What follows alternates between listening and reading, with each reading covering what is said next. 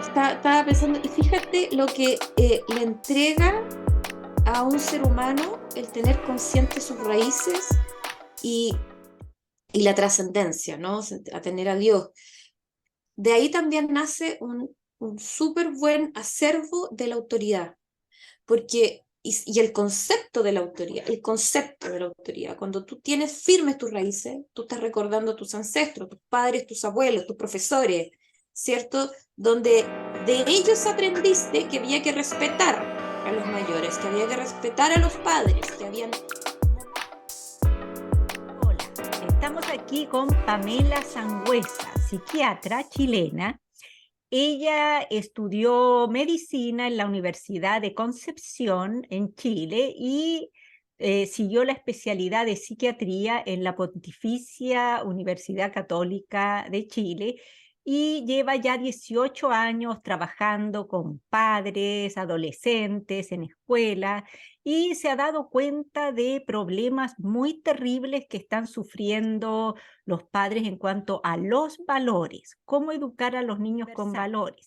Dime, Pamela, ¿cuál es el problema más difícil que viven tanto los adolescentes en su rol de hijos como los padres en tratar de guiarlos?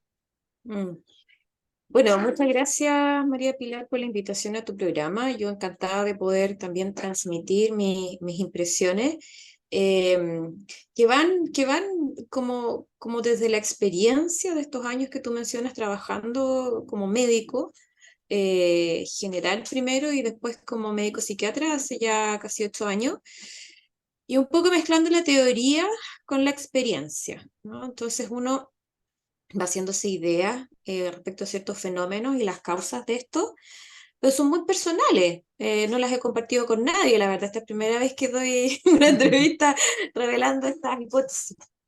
Eh, Mira, yo me toca trabajar para que también la gente que nos escuche comprenda un poco también desde dónde me posiciono. ¿Ah? He trabajado siempre en el área pública de salud en Chile, desde el 2005 que egresé de médico general, y también en el área privada, ¿ah? Pero mi fuerte siempre ha sido el área pública. Eh, pero eso ha generado que yo tenga una especie de acopio de información de distintas fuentes, de distintas generaciones. Me ha tocado observar también la evolución de las personas, de los chilenos en términos de su salud mental, eh, desde el 2005 en adelante, sino antes. Entonces, creo que me ha ido haciendo una idea y me ha ido impactando de todas maneras igualmente, que a lo mejor que tú o que muchas personas, de ver los cambios que tan vertiginosamente se han ido desarrollando, yo te diría, los últimos 8 años, yo creo, ¿sí? Muy rápido, muy desestructurantes en el fondo, muy deconstructivos en el fondo. ¿Ah? Claramente el concepto está súper bien empleado. Ahora yo le diría más que nada destructivo, Porque ¿cuál definitivamente. es la diferencia? ¿En qué, cuáles eran las angustias o los conflictos de los niños cuando tú recién egresaste Mm, y lo que se ve ahora? Bueno, mm. por un lado parece que la edad de madurez o que los niños quieren ser grandes cada vez está más baja, o sea, supongo que por Sí, ahí va también. sí, pero fíjate que yo quisiera abordarlo desde otra perspectiva. Yo creo que, y por eso no me quise dedicar nunca a la psiquiatría infantil, fíjate. No podía concebir que el enfermo era un niño o un adolescente, ¿ya? Ellos son simplemente expresión a través de síntomas, ellos expresan lo que está pasando alrededor de ellos, en lo que se llama su sistema. Y todos nacimos conociendo lo que es un sistema social a través de una familia. Por ende, los niños hablan respecto de lo que pasa en sus sistemas familiares.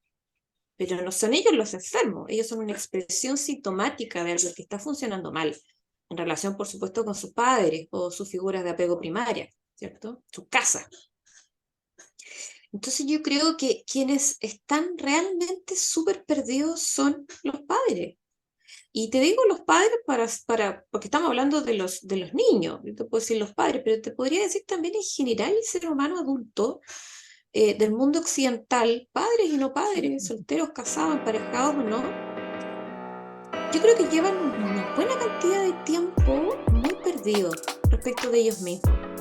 Entonces, cuando tú estás perdido como ser humano, desorientado, no sabes para dónde vas, se te olvida incluso de dónde vienes, incluso quieres renegar de dónde vienes, te olvidas de tus raíces y aspiras hacia algo que tampoco tienes muy claro qué es y que tiende hacia la superficialidad nomás, hacia la materialidad.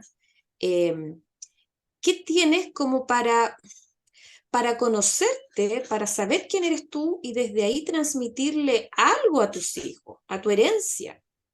Si estás perdido, si estás desorientado, ¿qué le vas a entregar a un niño sino más que tus propias angustias? O sea que podemos decir que aunque los padres terminen ya sea un colegio, universidad o trabajen, no les otorga una madurez actualmente. Exactamente. Si pensamos en antiguas familias que algunos hasta a los 20 estaban casados, hombres y mujeres, y ya los hijos, y como que roles definidos, y nada de hacerse como los niñitos, digamos, aunque la vida era más dura también. ¿Cómo lo explicarías? Bueno, yo creo que ahí das tú súper en el clavo. Las generaciones de nuestros abuelos, nuestros padres. Yo tengo a ver 43 años de mis papás, mis abuelos, ¿cierto? Pero de mi papá, mi mamá tiene 75 años. Efectivamente, era un mundo completamente distinto. Hablemos de Chile. Chile era otro país. De tal manera que cuando tú le cuentas a un joven de 20, incluso 30 años hoy en día, tú le cuentas cómo era Chile, ellos te miran con cara de, eso no es verdad, me estás exagerando, lisa y llanamente estás mintiendo. Ellos no pueden concebir que Chile haya sido el país pobre que fue. Entonces ellos no podrían entender el poema de la Mistral, Picecitos de niños azulosos de frío. Sea, tú se lo puedes leer y ellos lo pueden declamar y recitar, pero no tienen idea ni se imaginan que eso que están declamando era una denuncia social respecto de la tremenda miseria que había en Chile, y por la cual muchos niños andaban descalzos. Entonces, cuando tú tienes un mundo que se te entrega tan en bandeja, donde tienes tan poca adversidad que enfrentar en la vida, tan poca adversidad, todo está hecho, todo viene envuelto en paquetito, bonito, hermético, cosa que usted lo saque, se lo ponga, lo use y después lo bote. Este es el mundo en el que estas personas más jóvenes se han ido desarrollando. Cuando tú tienes eso, no estás viendo qué recursos o cuáles son tus propios recursos personales, porque no está siendo necesario que los utilices. La adversidad te exige a ti como ser humano desde muy pequeño a generar lo que se conoce como resiliencia, ¿no? Pero resiliencia no es más que el darse cuenta, descubrir los propios recursos personales como ser humano, utilizarlos al servicio de superar la adversidad, lograr superar la adversidad y salir fortalecido de aquello. Y con esa experiencia adversa que tú has superado, tú generas nuevas herramientas que te permiten enfrentar las nuevas crisis del futuro en tu vida que incluso pueden ser cada vez más difíciles. Entonces, eh, lo que tú mencionas, lo voy a tomar cuando tú tienes papás, ¿cierto? Gente de 40, 50 años que conoció el Chile pobre o alcanzó algo del Chile más pobre. Y, y entonces llega este nuevo mundo occidental, este Chile, ¿cierto? Del modelo capitalista, del libre mercado, y empieza a llegar como la parte entretenida, como esa parte gozadora, ¿no? Como del goce material de la vida a Chile, y entonces a estos papás se les olvida, ¿cierto? Las penurias que pasaron, los sacrificios que pasaron, intentan renegar de ello, por cierto. Yo creo que incluso le agarran cierta fobia. Es como, no quiero recordar que yo tenía que guardar mis zapatos para pasárselo a mi hermano menor y mi hermano mayor me los pasaba a mí, porque no había plata para comprar más zapatos. Y entonces llega este libre mercado con la tremenda oferta de bienes materiales, la tremenda oferta programática de experiencias nuevas. Y entonces estos papás les encantó, po, les fascinó. Y el mismo modelo les permitió, a través de sí, porque yo creo que esos papás sí supieron lo que era estudiar, que había que estudiar, que había que sacarse buenas notas para lograr algo y que había que trabajar para lograr algo. Eso sí lo aprendieron, porque la educación antes sí que era exigente. Y entonces tuvieron sus profesiones, les empezó a ir bien, otros emprendieron, no eran buenos para el colegio, pero emprendieron y les fue bien. Y entonces empezaron a tener poder adquisitivo.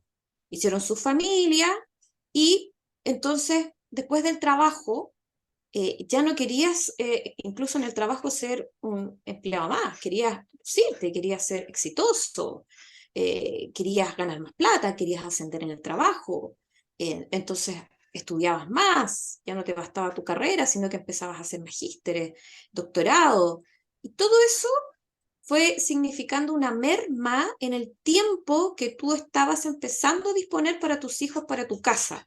Empezaste a relegar ese espacio y a concentrarte en este otro lado, del exitismo, ¿cierto? Y de la vida y del placer, del placer. Porque ya salís del trabajo, que fome tener que irse a la casa donde estaban los cabros chicos esperándote para decirte un montón de quejas, si después del trabajo los amigos, los compañeros de trabajo se iban a un after, por ejemplo, o se iban a un happy hour. ¿Qué tiene de entretenido y atractivo irse a la casa con los cabros chicos lleno de problemas si puedo pasar un rato con mis compañeros de trabajo y pasarlo bien? Entonces esta cantidad de estímulos de este nuevo mundo entretenidísimo, lleno de goce, los fascinó, los obnubiló. Y ahí se produce, y esta es una teoría que yo tengo yo, se produce entonces esta especie como de seres humanos. Dentro de eso están los muchos padres, ¿cierto? Que quedaron como, siempre me acuerdo yo cuando anduve en Guatemala, cuando conocí Guatemala, conocí el árbol sagrado de los mayas, creo que se llama ceiba, Y y es un así. árbol, sí, la ceiba, sí, si lo pueden buscar, es un árbol que tiene una estructura bien peculiar, porque es como un puro tronco, es como un tronco, delgado, ¿cierto? Como un tubo gigante, muy alto, un árbol gigante, pero que para ellos es sagrado porque ese tronco conecta lo esencial del ser humano, que es aquello que está bajo la raíz, es como el infierno, como esa parte de tu vida que se conecta con el infierno. Y arriba, la ceiba, tiene una cosa como una cúspide, mira el cielo, hacia el lado más luminoso, el lado divino. Entonces, como la unión perfecta entre lo divino y el infierno. Bueno, ahí Entonces, también veo una pérdida justamente de la trascendencia y divinidad, porque ahora también para allá nadie voy. cree en Dios, están en eso. Es que para allá voy. Por eso te digo que esto no es un problema de los niños y los adolescentes, es un problema del adulto.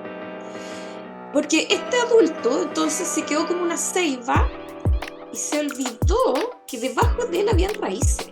Y esas raíces son la tradición. Esas raíces son sus antepasados, son sus padres, sus abuelos, su patria, sus héroes patrios, sus héroes occidentales incluso. Se olvidó que toda esa cantidad de humanidad trabajó y dio su vida para que él estuviera ahí. Y se olvidó de eso. Renegó. Le dio vergüenza incluso. Y el otro lado que olvida entonces es la cúspide de la ceiba, el lado de arriba, y olvida entonces a Dios. Y se Claro, o convierte sea, en un ahí palo. queda un palo, está bueno, queda un ¿Qué un palo, entonces, ¿qué le va a enseñar a un niño cuando el niño empieza a hacer estas preguntas difíciles? O sea, bueno, esas manipulaciones de niño, que quiero ir, quedarme a dormir, que quiero no llegar a la casa. Y está el drama, porque uno puede ver en un mismo lugar que hay padres que tratan de cuidar más a los niños y les cuesta, Sí, y otros que hacen sí, todo lo contrario. A veces son así amigos estos es, padres, entonces así es, hay así es, contradicciones. así es, así es. Yo lo escucho, es eso que tú mencionas, sí, hay dos tipos de padres claramente. O sea, hay papás que están súper preocupados, están súper desorientados efectivamente cómo hacer esta pega, porque tienen la intención de hacerla bien, la quieren hacer bien, intentan hacerlo bien, y cuando lo logran, te dicen, va un día al colegio, vuelve y trabajo perdido. Trabajo Claro, perdido, todo lo que hablamos del fin de semana con el papá, nosotros los niños, se perdió todo el día lunes cuando volvieron. Porque efectivamente hay otro tipo de padres que están en este espacio, ¿no? Este es como lo que yo te digo, que se quedaron en esto, como un par de palos parados que no tienen mayor sentido respecto de ellos, de su existencia, y a los cuales entonces les da una lata atroz ser papá, po. No tiene un brillo ser papá. Estoy poniendo Que su parece que mentalidad. igual después viene el drama, porque ahí vienen después que los hijos no los respetan, que no obedecen, o padres que quedan o se convierten en alcancías, en bancos, que dan todo a los niños. Y eso se ve en todo estrato social, ¿ah? No solamente que tenga que tener mucho dinero, a veces hay padres que lo No, poquito y nada lo regalan y o sea, imagínate yo que lo veo en el área pública, estamos hablando de gente que es gente dentro del rango de la pobreza, eh, con registro social de hogares del estrato más bajo, digamos, ¿cierto? Y, y gente que vive en mediaguas, y gente que no tiene cielo raso, no tiene techo, no tiene cielo raso, ¿ya? No tienen califón, o sea, no tienen agua caliente. Todavía hay muchos que tienen piso de tierra, me tocaba ir a verlo. Situaciones de casas muy pobres, pero tienen un televisor, un plasma, po. O tú ves a los hijos de esas personas en el control y tienen unas zapatillas que valen 80 lucas. Andan con unas zapatillas de 80 lucas. Y con estos AirPods casi. O sea, yo soy una rasca al lado no tengo nada de lo que ellos tienen, pero ellos no tienen techo en sus casas. Y ahí tú te das cuenta, po. O sea, en este otro, como te digo, en este otro lado, estos papás que les dio lata ser papás, se dieron cuenta que la cuestión era fome, se dieron cuenta que era trabajo, se dieron cuenta que era mucho sacrificio, mucha abnegación, se acordaron de sus papás, se acordaron de su mamá y dijeron, no, voy a hacer lo mismo. entonces, claro, yo creo que no hay cursos ahora tampoco, ni en la familia, ni colegios que diga que en el fondo el sacrificio, porque todos sabemos que ya sea para ganar un título, tienes que sacrificar varios años estudiando para ser papá o mamá, que bueno, el embarazo, que los dineros, que hay que también cuidar a los niños, son tiempos que ya no se puede a veces decir, ya me voy al happy hour, como dices tú. Entonces, Sí, sí, eso, sí, absolutamente. O sea, eso que tú dices como el sacrificio, ¿no? De relegar tu vida, de ponerte en un segundo plano. Tú como ser humano, del momento que traes a una criatura a este mundo, tú estás asumiendo la labor más importante y la más difícil de todas. No hay lugar a discusión respecto de eso. No hay responsabilidad más grande que esa. Y eso, para hacer bien esa pega, no hay receta, digamos, no hay receta, hay ciertos tips, ¿no? La psicología igual ha ido ayudando un montón respecto de muchos ítems, pero no hay una receta exacta, pero que es algo que dirige un buen andar en alguien que quiere ser buen papá, yo te diría que son principalmente el amor, ¿sí? Pero el amor vivido como una especie de pasión. ¿A qué me refiero pasión? Cuando tú hablas, por ejemplo, de la pasión de Cristo, ¿cierto? La pasión de Cristo no es necesariamente el dolor, ¿no? Es el dolor al servicio del máximo amor. Y cuando tú tienes una figura, como por ejemplo la de Jesucristo, que habla de que el amor es todo, eh, y Él es amor, entonces tú tienes una imagen, un arquetipo dentro de ti, un arquetipo respecto de que la mejor manera de soportar el sacrificio, de llevarlo, incluso de ser feliz en el sacrificio, desde la abnegación, es cuando eso por lo cual tú te estás sacrificando es puro amor para ti. Cuando tú haces las cosas por amor, tú mueves toda tu energía y se te olvida que son sacrificios. y Y más si lo es, cuando parte de ese sacrificio, en el fondo, la persona puede decirse que son épocas, Porque hay momentos, mientras más chiquitito el niño, claro, ahí Exacto, quizás es un sacrificio casi de ni salir a la calle. Pero exactamente. obviamente cuando va creciendo, a veces la mujer puede volver a trabajar, que también que el hombre va a ir a hacer su, qué sé yo, el partido de fútbol. O sea, se puede Exacto. ir, no es como quien dice un calvario para siempre. No Entonces es yo un veo que... calvario, no es un Sí. calvario vivido como una agonía, sino que tiene un sentido, nace desde el amor. Y como el amor es el amor, se multiplica con parabienes. Entonces tú tienes a estos hijos que cuando reciben amor de sus padres, y que te lo dicen muchas mujeres, oye, esta cuestión, te juro que te morí lo difícil que es ser mamá. Pero y te dicen, pero ¿sabes qué? Cuando te abrazan y te dan un Ah. beso, es que se paga todo. Y tú cuando ellos te lo dicen, claro, tú les ves la cara de potos y totalmente derrumbada. Pero cuando te dicen esa escena, te cuentan escena, tú decís, chuta, me convenciste. Porque lo transmiten a través incluso de la mirada. ¿Y cuáles dirías tú que es lo que cuesta más enseñar? Porque veo que como eres un palo, me gustó esa descripción, los papás así el palo parado, así sin nada.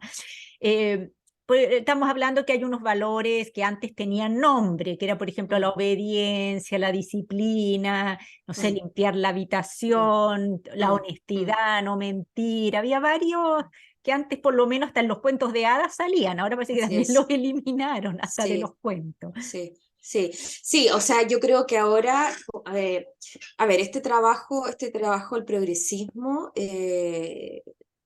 ha sido, digamos, una ingeniería social, la utilización perversa de la psicología, claramente que sí, al servicio de objetivos, me imagino, súper espurios que tienen que ver con beneficencias personales de algunos. Estas cuestiones siempre son dirigidas por Mm. las élites, pero el trabajo de psicología individual y de masa ha sido